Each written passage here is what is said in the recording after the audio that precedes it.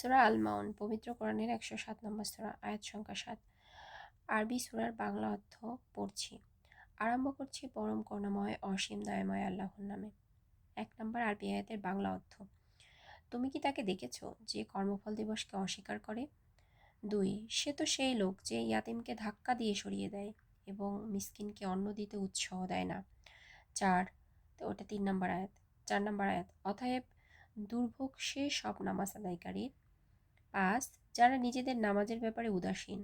৬. যারা লোক দেখানোর জন্য তা করে। ৭. এবং প্রয়োজনীয় গৃহসামগ্রী দানের ছোটোখাটো সাহায্য করা থেকেও বিরত থাকে। আবার একবার পড়ি। আরম্ভ করছি পরম করুণাময় অসীম দয়াময় আল্লাহর নামে। ১. তুমি কি তাকে দেখেছো যে কর্মফল দিবসকে অস্বীকার করে? ২. সে তো সেই লোক যে ইয়াতীমকে ধাক্কা দিয়ে সরিয়ে দেয় এবং মিসকিনকে অন্ন দিতে উৎসাহ দেয় না। অতএব দুর্ভোগ সেই সব নামাজ আদায়কারী যারা নিজেদের নামাজের ব্যাপারে উদাসীন, যারা লোক দেখানোর জন্য তা করে এবং প্রয়োজনীয় গৃহসামগ্রী দানে ছোটোখাটো সাহায্য করা থেকেও বিরত থাকে। এখন সূরা আল মাউনের একটা সংক্ষিপ্ত তাফসীর বলি। এই সূরায় পরকাল অস্বীকারী, এতিমদের অবহেলাকারী, দরিদ্রদের অন্নদানে নিরুৎসাহিতকারী এবং লোক দেখানো ইবাদতকারী মুনাফিকদের কঠোর সমালোচনা করা হয়েছে। এটি নৈতিকতা, সহানুভূতি এবং আন্তরিক ইবাদতের গুরুত্ব তুলে ধরেছে। বিচার দিবস অস্বীকারী, এটা মূলত ১ থেকে ৩ নম্বর আয়াত পড়লে এখানে বোঝা যায় যে এই ১ থেকে ৩ নম্বর আয়াতের মূল বিষয় হচ্ছে বিচার দিবস অস্বীকারীদের সম্পর্কে বলা হয়েছে। আরেকটা হচ্ছে আয়াত ৪ থেকে ৭। এখানে আয়াত ৪ থেকে ৭ পর্যন্ত এখানে লোক দেখানো নামাজের কথা বলা হয়েছে। তাহলে এই সূরাতে মূলত দুই টাইপের মানুষের কথা তুলে ধরা হয়েছে। একটা হচ্ছে বিচার দিবস অস্বীকারী, আর একটা বলছে যে লোক দেখানো নামাজির কথা।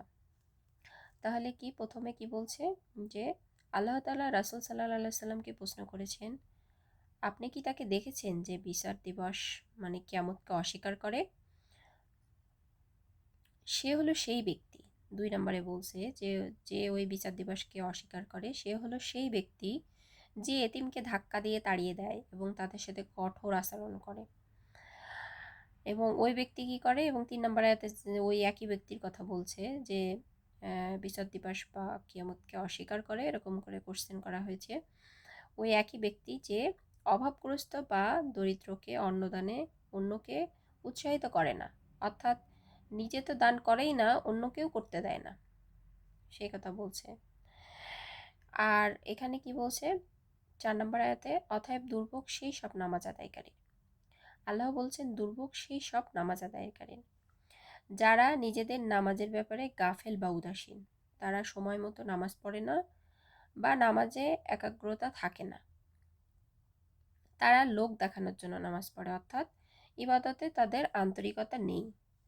তারা সাধারণত, আর এখানে বলছে ৭ নম্বর আয়াতে বলছে, তারা সাধারণত নিত্য প্রয়োজনীয় ছোটোখাটো জিনিস, যেমন খুবই ছোটোখাটো জিনিস যেমন দা, বটি, কলস, পানি, প্রতিবেশীকে ধার দিতেও কৃপণতা করে। পানির পাত্র, এইসব ধার দিতেও তারা কৃপণতা করে। তাদের কথা বলছে যে গৃহ সামগ্রীর ছোটোখাটো জিনিসও তারা দিতে চায় না। এই টাইপের মানুষের কথা বলছে। তাহলে কি এই সূরা আল মাউন থেকে আমরা যা শিখলাম তা হচ্ছে কি, এখানে কি বোঝাতে চাইছে, কি শিক্ষা দিতে চেয়েছে? শিক্ষা দিতে চেয়েছে যে এতিম ও অসহায়দের প্রতি দয়া করতে হবে। এতিমদের হক আদায় করা এবং অভাবীদের সাহায্য করা ঈমানের অপরিহার্য অংশ। এখানে তাহলে সূরা আল মাউন আমাদেরকে শেখাচ্ছে এতিম ও অসহায়দের প্রতি দয়া, এতিমদের হক আদায় করা এবং অভাবীদের সাহায্য করা ঈমানের অপরিহার্য অংশ। তারপরে আর কি বলছে, আর কি শেখাচ্ছে? শেখাচ্ছে হচ্ছে ইবাদতে আন্তরিকতা। লোক দেখানো ইবাদত আল্লাহ কবুল করেন না। সালাত সময় মতো এবং আন্তরিকতার সাথে আদায় করতে হবে। তাহলে সূরা আল মাউন আমাদের শেখাচ্ছে ইবাদতে আন্তরিকতা থাকতে হবে। তারপরে আর কি শেখাচ্ছে? শেখাচ্ছে যে সামাজিক দায়িত্ববোধ। শুধুমাত্র ব্যক্তিগত ইবাদত নয়, মানে শুধুমাত্র ৫ ওয়াক্ত নামাজ পড়লেই যে আল্লাহর কাছে প্রিয় মানুষ হওয়া যাবে এমন না। এই কথাটাই মানুষকে বুঝতে হবে, বারবার করে বুঝতে হবে যে শুধুমাত্র 5 ওয়াক্ত নামাজ পড়লেই, মাথায় টুপি, দাড়ি, সুন্নতি আচরণ করলেই সে আল্লাহর প্রিয় মানুষ হবে না। সামাজিক মূল্যবোধ থাকতে হবে।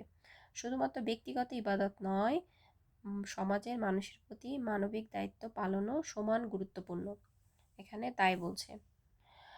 এই সূরাটি মুনাফিকি আচরণ থেকে বেঁচে থাকার এবং আখিরাতের প্রতি বিশ্বাস রেখে সৎকর্ম করার নির্দেশ দেয়। তাহলে সূরা আল মাউনের মূল শিক্ষা হচ্ছে এতিম ও অসহায়দের প্রতি দয়া, ইবাদতে আন্তরিকতা, সামাজিক দায়িত্ববোধ।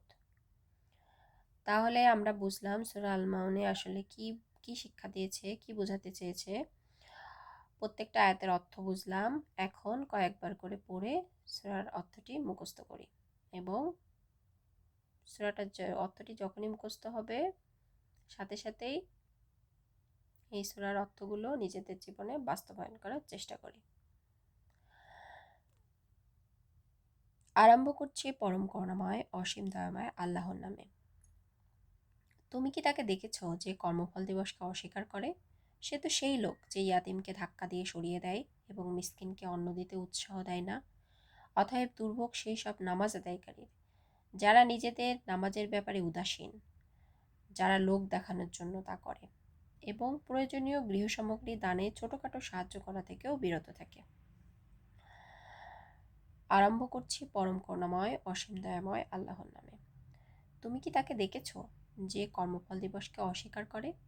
সে তো সেই লোক যে ইয়াতিমকে ধাক্কা দিয়ে সরিয়ে দেয় এবং মিসকিনকে অন্ন দিতে উৎসাহ দেয় না। অতএব দুর্ভোগ সেই সব নামাজ আদায়কারীর, যারা নিজেদের নামাজের ব্যাপারে উদাসীন, যারা লোক দেখানোর জন্য তা করে এবং প্রয়োজনীয় গৃহসামগ্রী দানের ছোটখাটো সাহায্য করা থেকেও বিরত থাকে।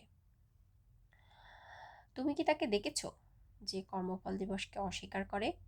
সে তো সেই লোক যে ইয়াতিমকে ধাক্কা দিয়ে সরিয়ে দেয় এবং মিসকিনকে অন্ন দিতে উৎসাহ দেয় না। অতএব দুর্ভোগ সেই সব নামাজ আদায়কারীর, যারা নিজেদের নামাজের ব্যাপারে উদাসীন, যারা লোক দেখানোর জন্য তা করে এবং প্রয়োজনীয় গৃহসামগ্রী দানের ছোটখাটো সাহায্য করা থেকেও বিরত থাকে। 7টা আয়াতের বাংলা অর্থ একবারে পড়লাম, একসাথে পড়লাম। আরেকবার শেষবারের মতো আরেকবার পড়ি। সূরা আল মাউন। আরম্ভ করছি পরম করুণাময় অসীম দয়াময় আল্লাহর নামে। 1. তুমি কি তাকে দেখেছ যে কর্মফল দিবসকে অস্বীকার করে? 2. সে তো সেই লোক যে ইয়াতিমকে ধাক্কা দিয়ে সরিয়ে দেয়। 3. এবং মিসকিনকে অন্ন দিতে উৎসাহ দেয় না। 4. অতএব দুর্ভোগ সেই সব নামাজ আদায়কারীর। 5. যারা নিজেদের নামাজের ব্যাপারে উদাসীন। 6. যারা লোক দেখানোর জন্য তা করে। 7. এবং প্রয়োজনীয় গৃহসামগ্রী দানের ছোটখাটো সাহায্য করা থেকেও বিরত থাকে। নিশ্চয় আল্লাহ যা বলেছেন তা সত্য বলেছেন।